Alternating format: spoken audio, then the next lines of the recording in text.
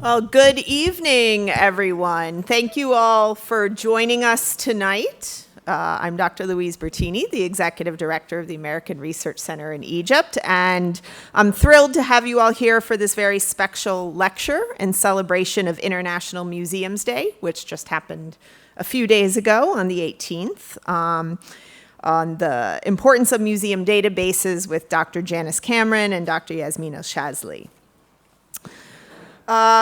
This project spurs out of the strategic priority of the Ministry of Tourism and Antiquities, which hopes to create a central database for its museums.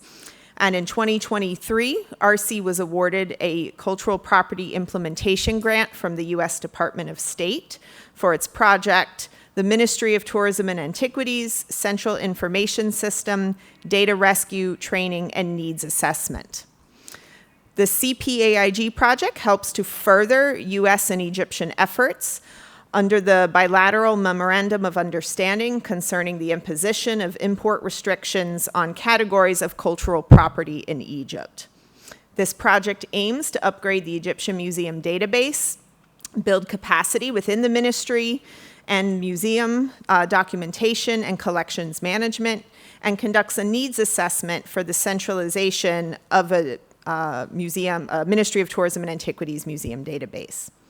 We are pleased to have Dr. Janice Kamrin with us here today, who came all the way from New York to conduct a training for museum registrars as part of this project. So with that, I'm going to introduce our fabulous speakers tonight. So Dr. Janice Kamrin holds a BA from Bryn Mawr College and a PhD from the University of Pennsylvania. Her research interests include Middle Kingdom tomb art, archaeology of Thebes, and the funerary arts of the first millennium.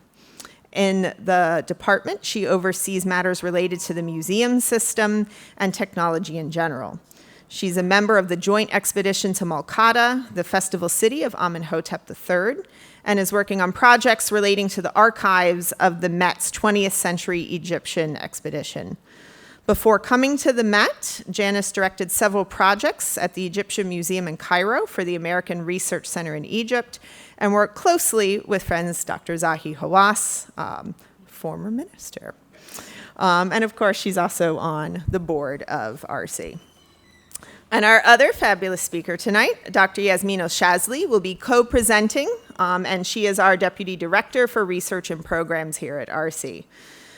She previously held the position of General Supervisor of the Department of International Organizations of Cultural Heritage and International Cooperation from 2016 to 2018, and Assistant Minister for Museum Affairs from 2015 to 2016 in the Egyptian Ministry of Tourism and Antiquities. She was also head of the Registrar Collections Management Documentation Department at the Egyptian Museum from 2009 to 2016, and is currently a member of the museum's board of directors from 2010 to 2013. She's currently a member of several boards, including ICOM Egypt, and she has taught courses at the American University in Cairo, Cairo University, and Ahmed East. And she has earned her bachelor's from the American University in Cairo and PhD from Johns Hopkins University. So with that, please join me in welcoming Dr. Kamrin and Dr. El Shazly.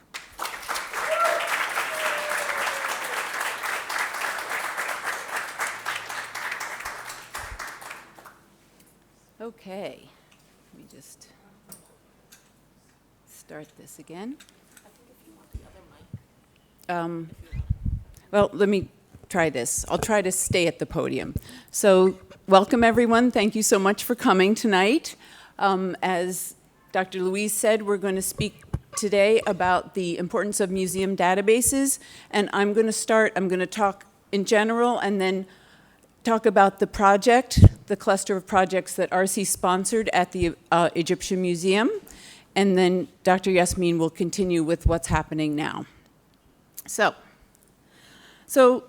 my part of the story today focuses on the Egyptian Museum, where I had my first experience with museum databases. The years that I spent at the Egyptian Museum were really a remarkable learning time for me, and I'm really delighted to have a chance to share this part of the story with everyone tonight.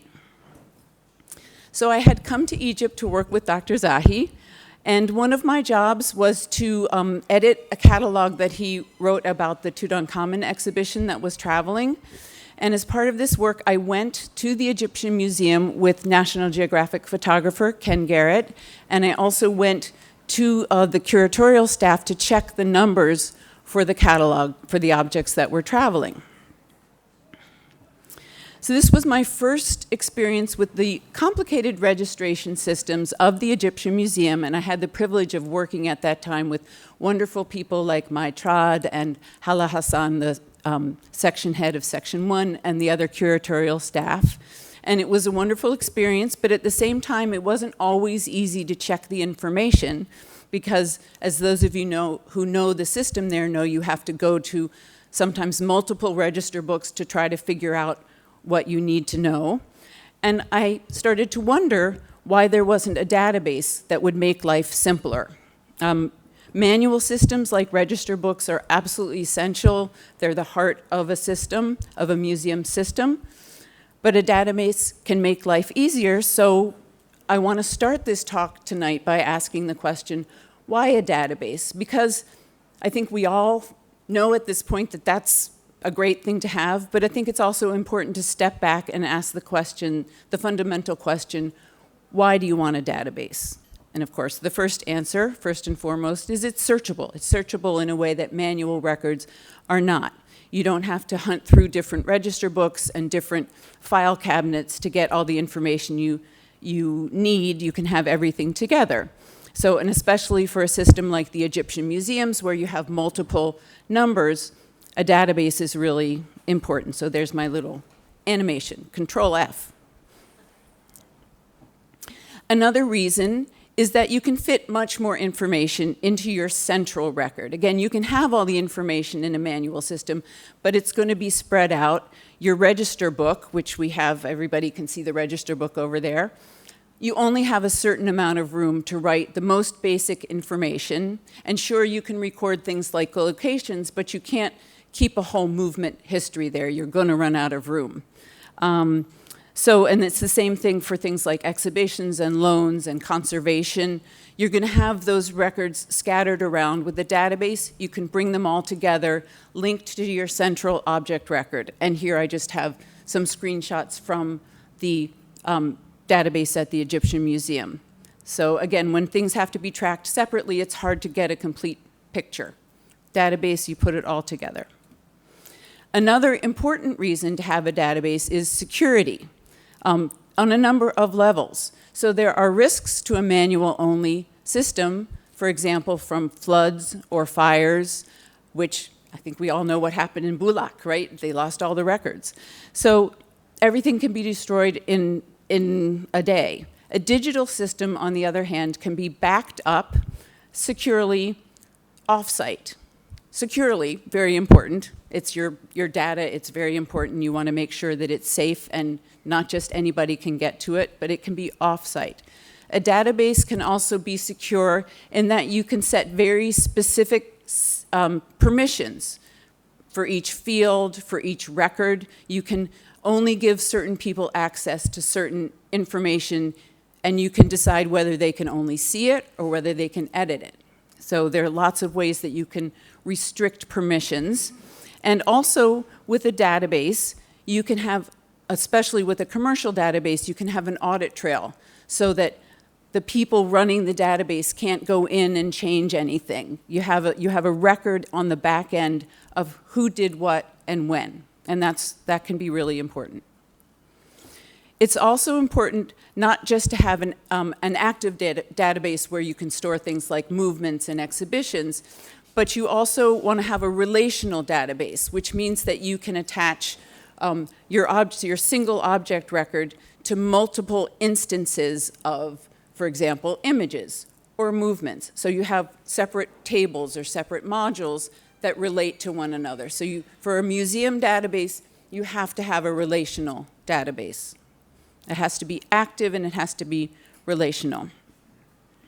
A database is also very helpful with reporting because it can pull the information directly from your records, and this avoids duplication of effort. You don't have to type things again or copy and paste, and it also really reduces error.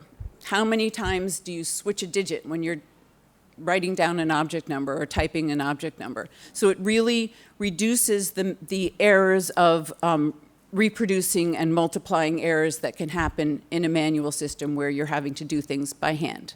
So this is also important. Okay, that being said, now back to the history of the projects out of which this new project, to some extent, is growing, and why I get to come back. So with the support of Dr. Zahi and Dr. Wafa El Sadiq, then director of the Egyptian Museum, and Dr. Gary Scott, the American Research Center in Egypt sponsored a cluster of projects at the Egyptian Museum. So our overarching goal was to develop a modern collections management system for the museum. And there were two parts to this. One was to develop a database, and the other part was to train a group of registrars, and these were the first registrars in an Egyptian museum, to help implement this system in support of the museum's curatorial staff. So step one was to build a database, a collections management database, as one of the principal tools for the system. So we did this with funding from the RC's AEF grants and also from the Mellon Foundation. So we started with a FileMaker database that I built in a very exciting long night. So we started with this in 2005.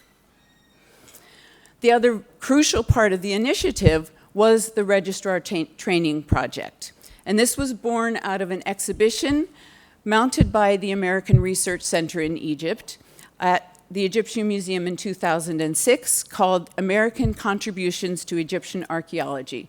So the principal curator was Dr. Gary Scott, who was then director of the American Research Center in Egypt, with the assistance of RC's archivist, Rachel Malden, and then some of the other of us, including Dr. Salima, and I got to be co-curators and help with the exhibition.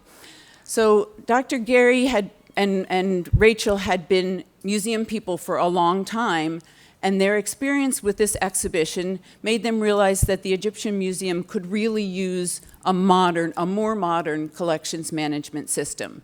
Many of the processes work very well and continue to this day, but the support of a centralized office of registrars seemed to them to be very important. So with, again, the support of the Supreme Council through Dr. Zahi and Dr. Wafa, the Egyptian Museum Registrar Training Project was born. And I was the director, and Rachel was the principal consultant.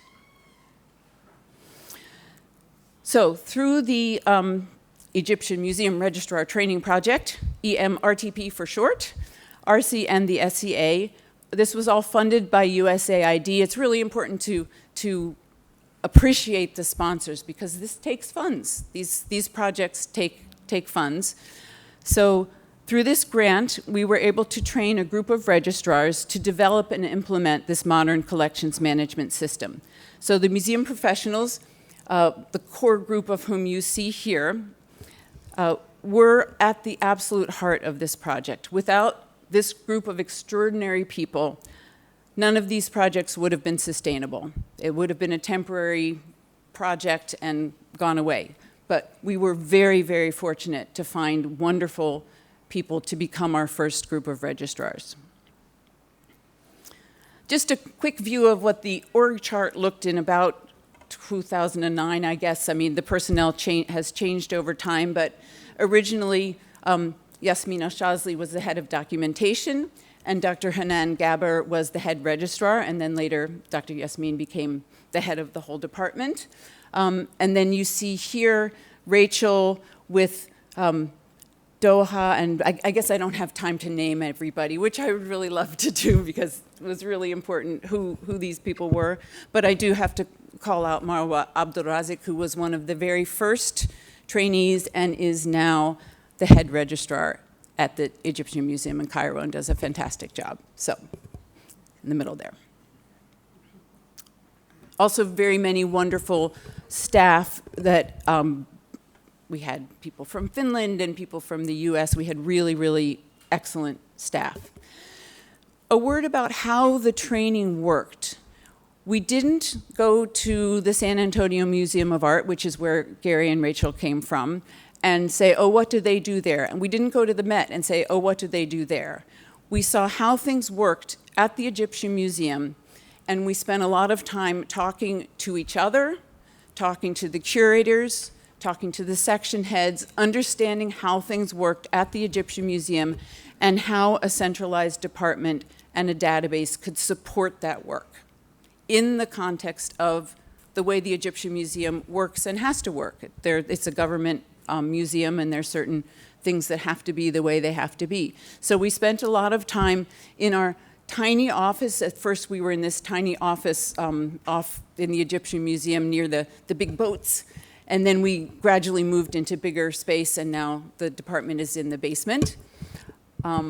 So we spent a lot of time in the office having meetings, talking, trying things out. And one nice thing about having the FileMaker database at the beginning is that we could tweak it. We could make changes on the fly when we saw we needed something different or a different kind of report. We could do it very easily with the FileMaker, so it was able to be to become what the department needed it to become. So we spent a lot of time in the office having daily meetings and talking and solving problems. And also we spent a lot of time in the galleries, again, doing things, solving problems as they came up. A lot of trial and error and adjustment, a lot of hands-on work. One of the most important products, other than the database itself and the people, was this protocol book, which outlines how to do things, how the database works, how the procedures work, what the manual forms look like. And as Marwa so eloquently put it today at our training session, this is so that other people can do it. It's not dependent on one person or even a group of people. There are instructions that can be followed. Of course, you want the current registrars to train the people that come in. It's always good to do it in person, but it's supported by this protocol book, which is also a living document. It needs to be updated when things change. If databases change, when we moved from one database to another, things have to be updated. It's a living document. It's meant to be belong to the registrars. So, for example, if you move to a different database, you have to change things. You have to change your screenshots in the protocol book. And in 2009, after much research, and this part of the project was funded by the Mellon Foundation, we started to look for a commercial database system for a number of reasons. We weren't entirely sure that FileMaker could handle the volume of data that we were going to expect it to handle. I think things have improved for FileMaker since then as well. We wanted to have an Arabic interface. So one of the things we looked for was a commercial database system that at least was working on having an Arabic mirror, so that it's not that you would have to enter the data twice, but if you entered it in one language, anything that was a predefined list could automatically go into the other language. And the database that we chose, EMU, was pretty far along in the process of developing this bilingual system. So that was really important to us. It was really important to have an independent audit trail. With the FileMaker, we would enter diligently by hand who had gone in and what they had done. This gave us, we still did that at the end of the project, and because there are important processes to follow, but there's also an independent audit trail. And also to have the outside expertise. So we chose KE-EMU, and you see the FileMaker on one side with all the pretty colors, and EMU. So just another view of the EMU database with some of the many modules. Again, it has separate modules for media and locations and all of that. The intranet. The other thing that EMU was able to do is you're able to choose which objects to push through to a web-based view-only system. So what we were able to do with EMU was create this in-house intranet, which probably many, many people here have used. You can go to the registrar's office, you can make an appointment, and you can go and you can see the data. You can't edit anything, and only certain fields are pushed through, but you can search the Egyptian Museum database and get information on specific objects or groups of objects. So that was really important. So just a quick overview of what the process was during the project in terms of the actual work. The first step was transcribing the registrars, and we started in Dr. Zahi's office with students of Dr. Salima's who came and started the data entry process from things like, from published volumes like catalogs and catalogue général, or just museum catalogs in general. And then it grew. So of course the registrars were all trained to do data entry into the database. We also had volunteers. We had students, scholars, and enthusiasts from all over the world that came and sat at this table and transcribed data into the database. We had a remarkable, people would come for a month, or they would come for 6 months, and they would just sit and work for us. You may notice, if you look closely, that these volunteers are not using the original register books. That would not be okay. What they're using is facsimiles, and only here. Nothing ever left the building. So they used these facsimiles. So as part of the project, as part of the cluster of projects, we had 2 scanning projects funded by the AEF grants, the Antiquities Endowment Fund grants of the American Research Center in Egypt. And so what we did was we scanned the register books, and we started out scanning with flatbed scanner, and it was very time-consuming. It would take a week to do a TR book. By the end, we were able to, digital photography came so far in the years that we were doing this that we were able, Gustavo Camps did a lot of the photography. He was able to photograph an entire big register book in an hour or 2. It was much, much faster. So, but what we would do is we would digitize the book. We also had a conservator from Canada who helped the museum conserve the old register books and archive them, because they are precious and they're irreplaceable, and when they're handled a lot, they fall apart. So they were archived and put away, and we reprinted them from the scans and bound them, and there you see Dr. Salima in the registrar's office getting down a facsimile of one of the register books. The other thing that allowed us to do, oh, there's the facsimile again. The other thing that this allowed us to do was take each individual page of each register book and link it to the database, to the correct object, so that if you went into the object record, you could pull up the facsimile itself and check the information or transcribe the information. And this was a really, really powerful tool that really helped with accuracy and making sure that the information was correct. Which brings me to the system of cross-checks that was instituted because, again, at the Egyptian Museum, many objects, all objects have at least 2 numbers because they'll have a JE or a CG, and they'll always have a special register number. So you have at least 2 register books you need to check, and sometimes you can have many more, and this is not a lecture about Egyptian Museum numbering systems, so I will leave it at that. But as part of the system, for each object, the register book for that object, each register book for that object needs to be checked. And that is a work in progress, and perhaps Dr. Marwa, Dr. Ali can tell us where you are in the process, because that's just a long, long-term project.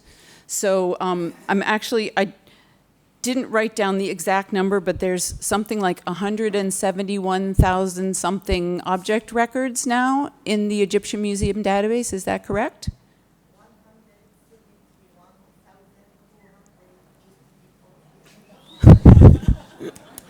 Give or take.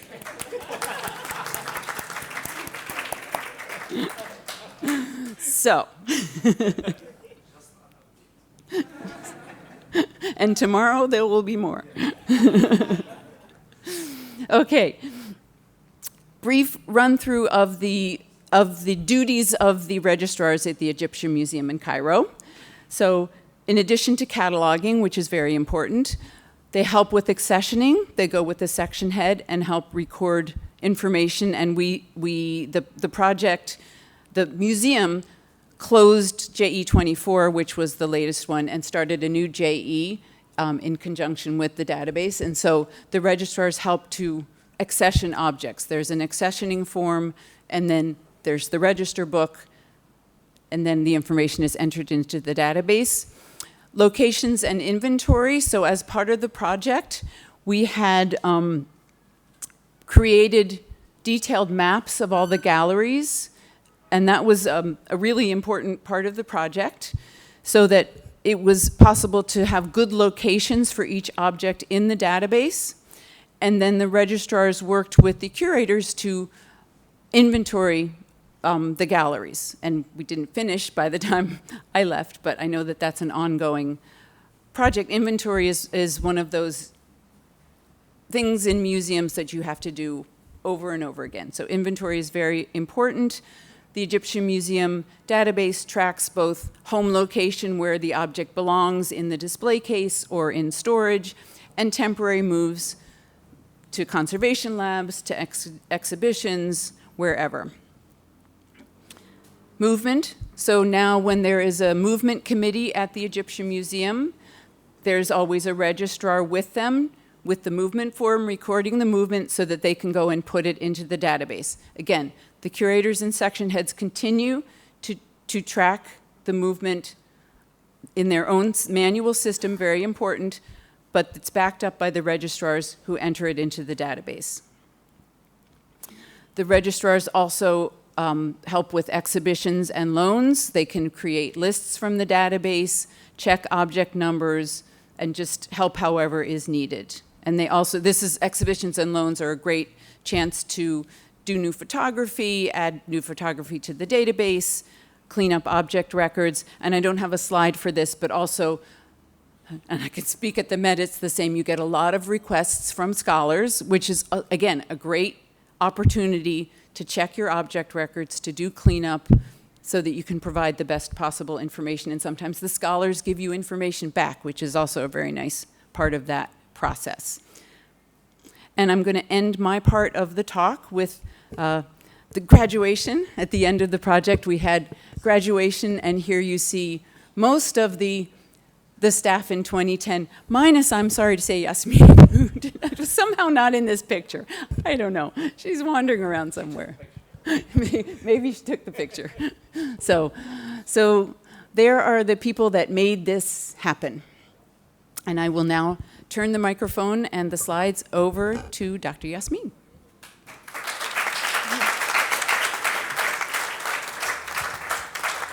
Thank you so much, Dr. Janice Kamrin. I would like to start off by saying a little bit about how I got involved in this project. After I finished my PhD, Dr. Zay Hawes made me work at the Egyptian Museum. I didn't want to. I wanted to excavate, but he insisted that I work at the Egyptian Museum on this project. And for this, I am eternally grateful, Dr. Zay. And I'm so happy that you're here tonight to see this presentation. So what happens next?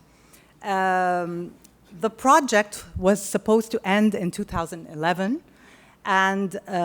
but there was a plan to extend it. So there was supposed to be a handover after the project ends, which didn't happen because in 2011 we had a revolution. Of course, everybody knows what happened on the 28th of January. The museum was looted and vandalized, and the Egyptian museum registrars played a very important role at this time. A committee was set up that included curators, conservators, and a registrar. So on the first day, the first committee that entered into the museum to assess the damage I was part of that committee. We went around the museum and we looked at the broken vitrines, and of course it was very heartbreaking to see very valuable objects scattered around the museum. It was very challenging because we also had to walk around with commandos. We could not wander around the museum on our own, so we had to all walk as a group. Like, even if someone had to go to the bathroom, the whole committee would have to wait in front of the bathroom. So it was extremely difficult, and of course we were criticized because the lists didn't come out fast enough, the lists of missing objects, but it was a very slow process, and we had to search the entire museum, including the roof and the garden, and the bins. The role of the registrars was to assist the curators in inventorying the objects in their section. So they were the ones doing the inventory, we were assisting them. We had to then update the database based on the inventory reports produced by the curators. Then we had to generate reports from the database that included complete information about the objects and images and dimensions and everything that went to the authorities, to the Egyptian police, the Interpol, UNESCO, the International Council of Museums, all these entities. And we also, whenever objects were retrieved, we also had to generate lists of the retrieved objects. This is an example of a report of one of the objects that were missing. The registrars also played a very important role in preparing the ICOM Red List for Egypt. And that's because, of course, the ICOM Red List, if you don't know what it is, it's not a list of missing objects, it's a list of types of objects that are popular in the antiquities market. The Egyptian Museum database helped produce images and information about pharaonic objects in the Egyptian Museum. And of course, there were objects from examples of Islamic and Coptic as well that were not from our database. So what happened was, when the project ended abruptly after the revolution, because of the revolution, there was no proper handover. There was no proper contract between the company, the database company, and the ministry. And of course, our contract ended, the RC contract ended. And the fee, the database support fee, was very high in a very challenging time. What we did, and that's because that project was so great and the team had very, very strong feelings toward that department, that we did not want it to fall apart. So what we did is we tried to apply for grants, and we applied to RC, and RC was very generous and actually paid the support and upgrade fee after the project ended twice. And USAID also paid 1 year, but unfortunately, the database hasn't been updated since 2018. We managed to get it upgraded until 2018, but unfortunately it hasn't been since then. Another challenge is that because most of the people who work for the ministry are archaeologists, we don't have proper IT support. And of course, also because IT specialists can get much more money working in the private sector. So it's very difficult to have proper IT support at the ministry.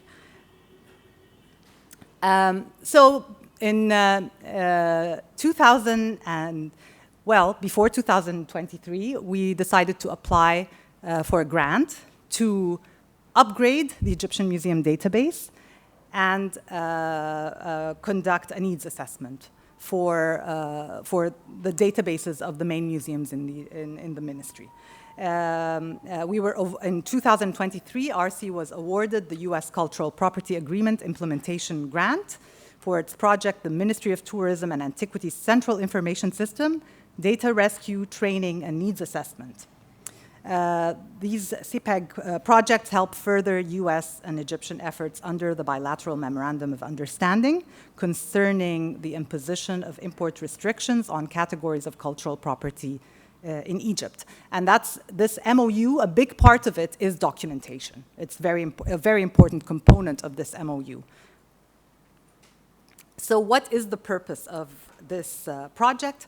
First of all, it's to salvage the database of the Egyptian Museum because it hadn't been upgraded for so long. It started to face some problems, and there were support issues because there's no support fee was paid. So when there's a problem, the Axial, the company, cannot help you. Another problem, so that's one of the main purposes of this project. One of the most important targets is to upgrade the Egyptian Museum database from version 4.3 to version 9. Also, one of the criticisms of the software, according to the ministry, is that you cannot extract data in Excel. So we found out from the company that this is very possible, but we just need to be trained to do it. So Axial. Yes. Yeah. Yeah. But now the company will provide training, and it's RC's IT specialist will also provide training for 2 IT specialists from the ministry's central information system, and also. We will be inventorying all the databases used by the museums at the ministry to figure out, which museum uses what software and what software works best, so that we can decide whether, of course, the ministry will be the decision maker in this, what software would work best for all museums if we want to create a centralized system. And also, the ministry has a database that hopes to be also a central information system for, currently it has mostly regional museums and magazines. There will be an assessment of the pros and cons of this system and how it can be strengthened. So why do we want a centralized museum database? Of course, now the ministry has so many museums, some collections are split between museums. It would be amazing if we can search collections across all of these museums. When you move an object from one museum to another, you will not need to create a new record. You will just move the location of the object to that new museum. It's a very valuable tool for researchers, of course, and if you want to plan an exhibition, it's very easy if you search all the collections around the country. The problem is that currently each museum has its own documentation system. And what we know is that the Egyptian Museum uses Axial's EMU, the GEM uses FileMaker Pro, NEMEC uses MySQL, and the Museum of Islamic Art and the Coptic Museum, they use Excel. And these are exported from these museums and imported into the central information system of the ministry. As I mentioned, the collections are divided across different museums.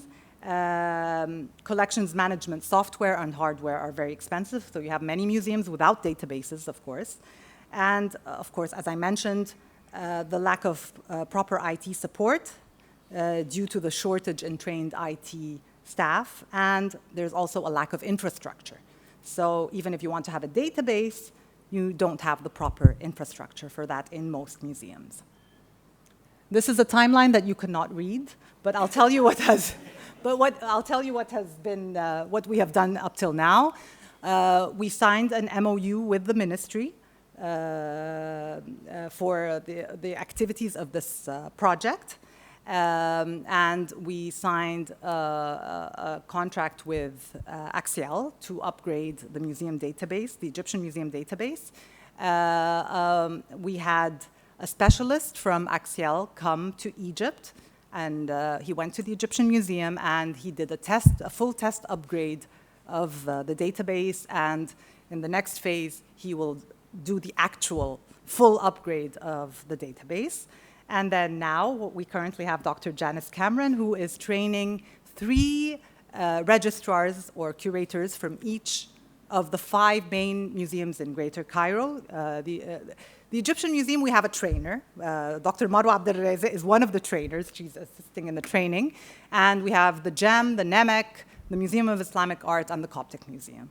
And it's going very well, and very important issues are being discussed, like the numbering of objects. So when you move an object from one museum to another, you give it a new number or not. And if you keep moving the object from one museum to another, like for example, the Sphinx of Hatshepsut moved from the Egyptian Museum in Cairo, where it had how many numbers? Do you know, Marwa? The Sphinx. How many numbers did it have at the Egyptian Museum? Oh, Dr. Ali. That? I won't put you on the spot, because Egyptian museum objects can have up to 4 numbers, okay?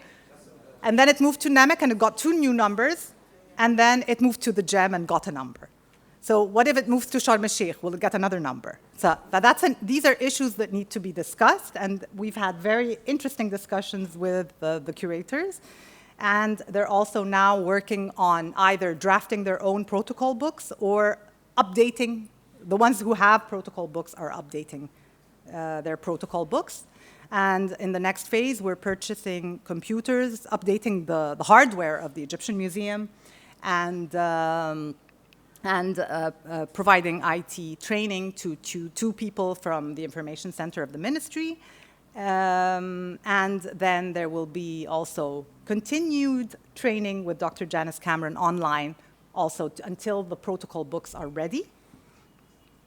And then there will be the needs assessment, figuring out all the systems used by all the museums and what the best system is. And do we want to continue with Axial? Do we want one museum software for all museums? And if yes, do we want EMU for all Egyptian museums? The advantage is that RC already purchased it. You would only need to increase the number of licenses, right? So, but the problem is the support fee. But that's the same for any commercial software. We have Abu Dhabi and Qatar. They have a centralized system using EMU for all of their museums. So you can search any object in any of their museums using one database. Another option, do we migrate to what the GEM is using, FileMaker Pro, or migrate all databases to MySQL like NEMEC, or migrate all databases to MOTA's central information system, which, to my knowledge, is static. You have to export on Excel from the different museums and import into the central information system. So we still, through the needs assessment, we'll find out if this is true. If this is true, then it's not a collections management system, then it won't work. But if it's not, and it can be a collections management system, maybe. Or maybe migrate all databases to a new software that nobody's currently using. So these are the options so far. We also need to figure out what equipment, what the different museums have, what the situation is in terms of infrastructure and IT support, and come up with a sustainable plan that can be implemented through a future project. And I believe the embassy will hopefully maybe fund it.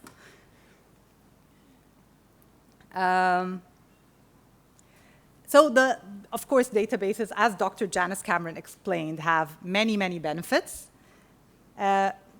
because Axial is EMU, it has Arabic, you can actually design reports through the database and generate the reports from the labels, museum labels from the database. Currently, we design them on the InDesign, but with this, with the click of a button, you can have labels in Arabic and English. You can connect the database to the website. This is not the design of the website, the actual website, but you can connect it to the website, and there are buttons where you can click to include something on the internet or intranet, depending on what you want. So if you want to publish an object on the internet, you can have it on the website. You can do like the highlights of the Egyptian Museum. You can connect it to mobile apps. And we actually did design a mobile app for the Egyptian Museum. That's actually a mobile app for the Egyptian Museum, but unfortunately it's Android only, and because we didn't ask the right questions at the time. With iBeacons in the showcases, so when you come next to the object, it shows up on your map. You can have QR codes, or you can, if you want RFID tagging of the objects, you can also connect that to the database, and that can facilitate inventory, although there are disadvantages to that, which is why the Met isn't doing it. But you can do other things. You can have apps. So I hope I convinced you of the importance of a centralized information system for the ministry and made you aware of all the obstacles and all the challenges. And I would also like to thank Dr. Ali for being very helpful in this project and very cooperative. And I look forward to more cooperation in the future. Thank you very much.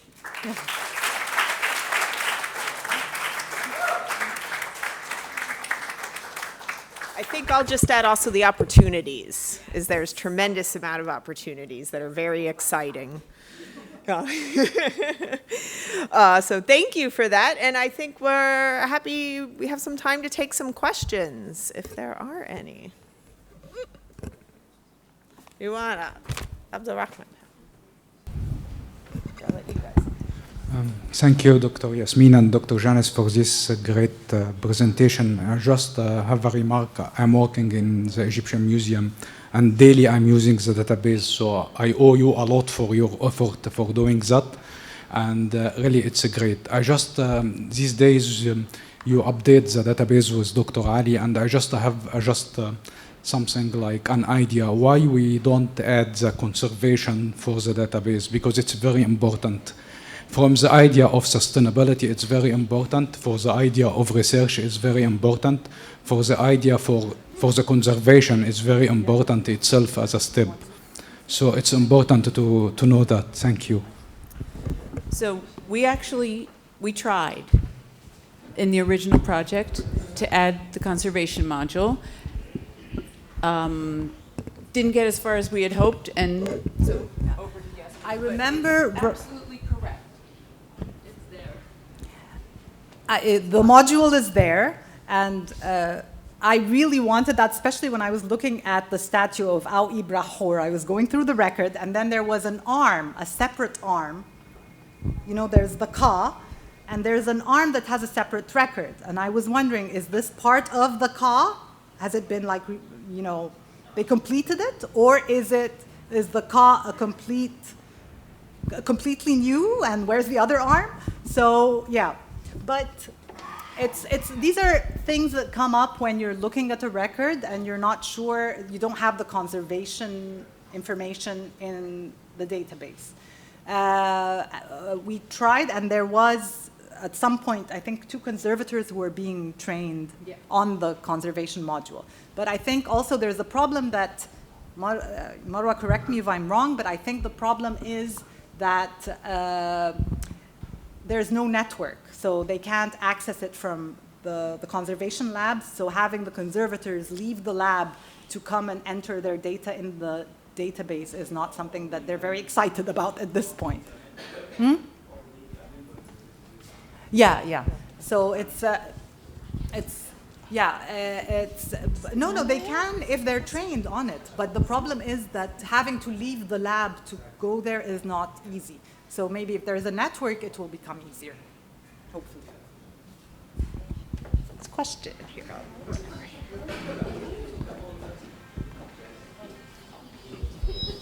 Thank you for the information we received. My question about what type of hardware you are using? Are you using IBM mainframe or What kind of computers? hardware? What hardware? What hardware you are using?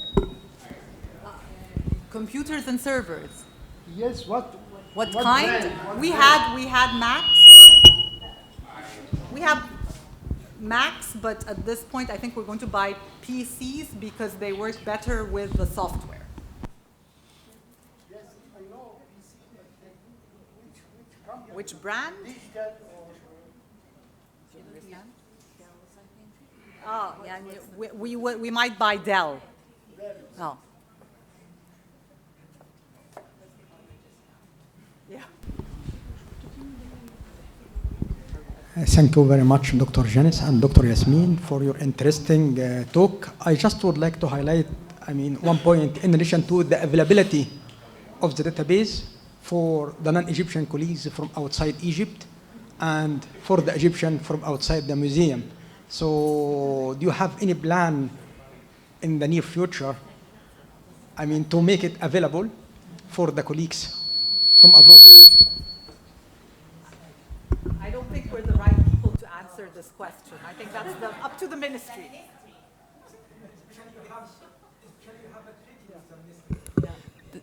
The technology is there. It's right. Yes, the technology is there. As I said, with the click of a button, you can publish on the internet. You can put the whole thing online if the ministry wants that, or put parts of it online. You don't have to put everything. You can put maybe the highlights, or it depends on what the ministry wants. You're welcome. But they can access the intranet version in the museum. Thank you, Dr. Janice and Dr. Yasmin, for your presentation. It was very informative. And actually, I'm taking the word from Dr. Ahmed about if we can make the database available online. So actually, we have to be very careful about this to protect the data, as we might all know about what happened in the British Library. This happened December 2023. It had a cyber attack. They took all of the information from the database, and they were made their efforts and negotiation to back their information again. So something to be very careful about, protect the data if we are planning to make it available online for everyone. So just a remark. But I don't think that has anything to do with it being online. I think that's hacking the system. Hacking the system has nothing to do with it being online, as far as I know. Yeah. Yes, the expert says I'm right. So, yeah, yeah. But of course, yes, protecting the data is very, very, very important. And I have a question because listening to both of you, طبعا chapeau, you're doing a great job in Egypt in an Egyptian museum. But we at the foundation, it's a foundation for heritage and development, and we are concerned about disseminating through the most up-to-date means, which means probably databases, internet portals, and so on. I have a real problem which I haven't solved yet, which is sustainability. I can do the system, yes. I can use even open source. I'm not that official. I don't have to have a commercially approved software. But the sustainability is the real headache, whether by cloud storage, whether by the type of, or rather the medium that I store on.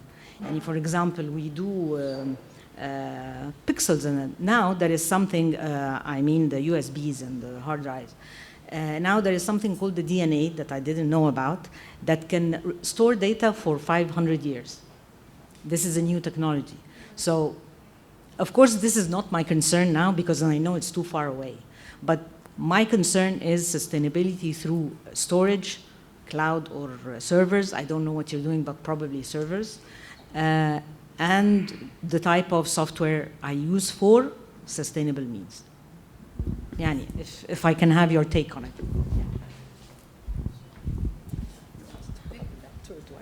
Okay,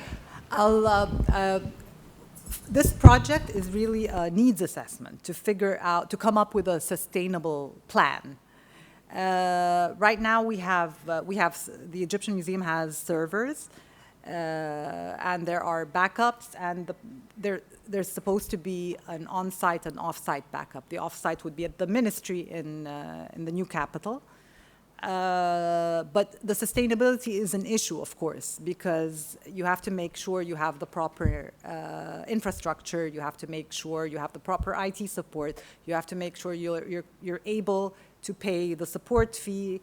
So that's why we're conducting this study to figure out what the best software is, what the most sustainable system is. Because you have to, you do, with digital data, you have to continue to migrate it. And so that's part of what this project is. You have to keep looking forward as things change. You have to be able to migrate. You have to change your, hard drives don't last forever, servers don't last forever. So, yeah, that's a lot of what this project is about, to make sure that a system is chosen that has that sustainability factor built in. Right?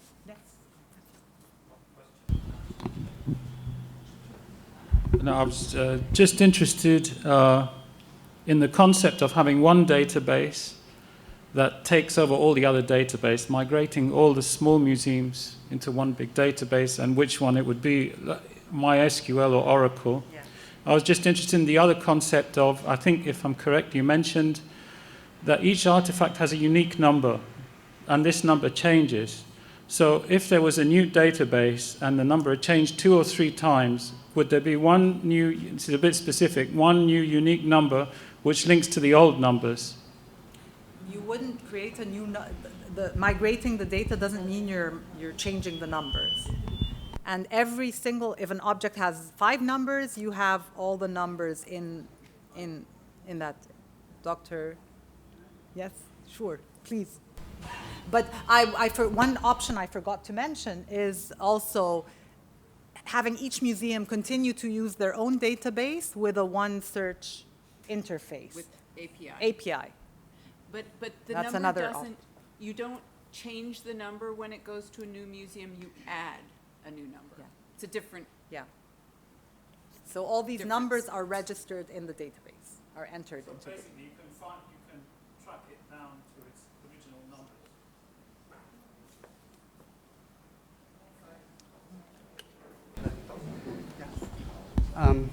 I hope it will not make any noise. Anyway, yeah, it works. It will.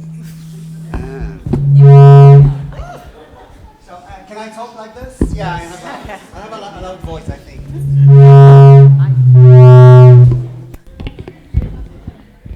That's from that. Yeah. So yeah, I have actually one comment and one question. The comment is on the data. The sustainability issue that Ken spoke about is very good. I mean, you don't want to come back in 2025 or 2026 by the end of this project and say that the database is not being updated because it's 2018, nothing has happened or something. You need to think about this. And I suggest that if you would like to take into consideration in your needs assessment, creating a proprietary database for Egypt. I mean, there are a lot of companies here in Egypt that I don't know them for the moment, but I believe that there's a lot of companies that can work actually on creating a customized system for the, this is a national thing. I think you help you on. Again, the main concern is sustainability. Okay, we can, as you mentioned, right? You mentioned that Axial company is working with Qatar Museum and the UAE Museum. But we are not in Qatar, we are not in Qatar, so. But yeah. Jordan too. Okay, so maybe we need something else, something different. And by creating something appropriately for Egypt, I think we should not migrate the data from where they are to a new system. What everyone is working on in the world, right, these days, is the data, what we call the data transparency. Like, okay, the NEMEC uses MySQL, and the GEM uses the FileMaker, and the Islamic Coptic Museum uses Excel. That's fine. You can continue using your systems, but then there will be a link between your system and a superior framework or whatever. You call it API, whatever you want. And this will be able to go and search inside those databases. So you don't have to migrate anything. You just can access it from there. So that's on the e-commerce side. Can you make On that the comment? question side, She has a comment. So She has a comment. let me just, so two things, and I'm sort of speaking for, and Yasmin will correct me, but one of the solutions is the central information system, which is building their own proprietary database. And one of the solutions is also for everybody to keep their own databases and to use an API to join them together.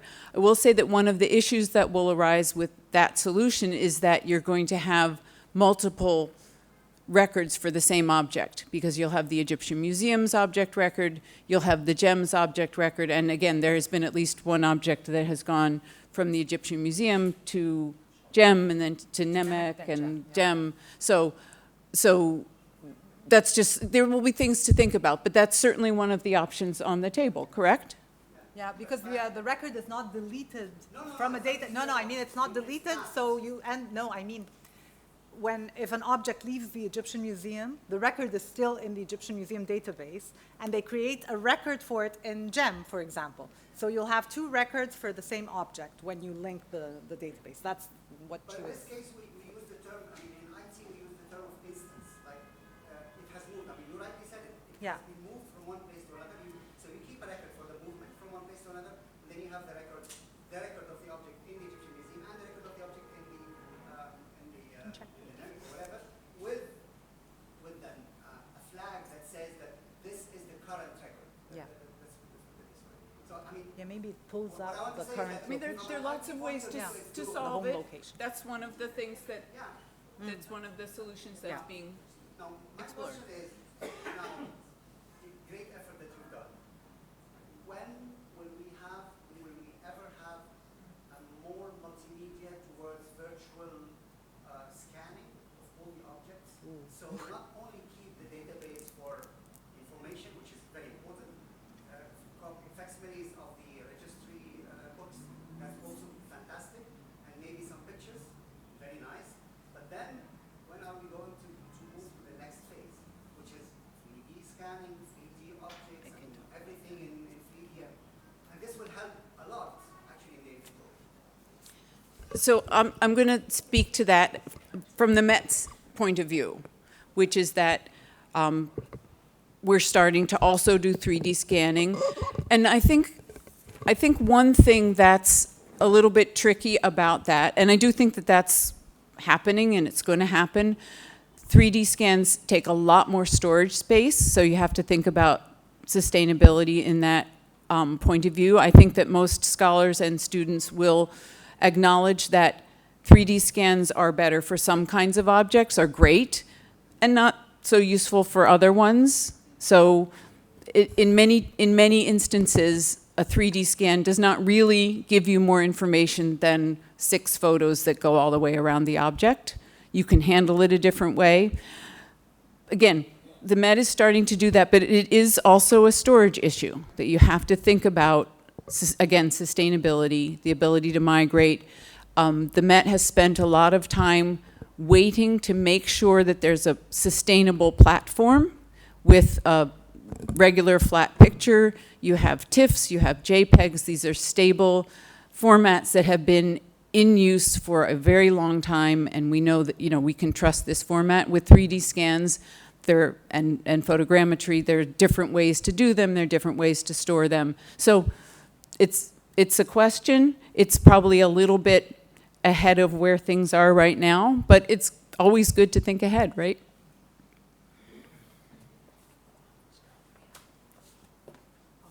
None. Sorry, well, because we are out of time, I want to really thank again our wonderful presenters, and I want to thank all of you for joining us today. A bit of an announcement that due to the summer holiday coming up, we will not have any lectures in June, July, or August, and we'll resume our monthly in-person lectures in September. So please make sure to check our website, arce.org, for more information. And if you're not already a member, please make sure to become one today, or you can join on our website and access all of our wonderful member benefits, including access to our digital library. So thank you all again for joining, and we look forward to seeing you soon.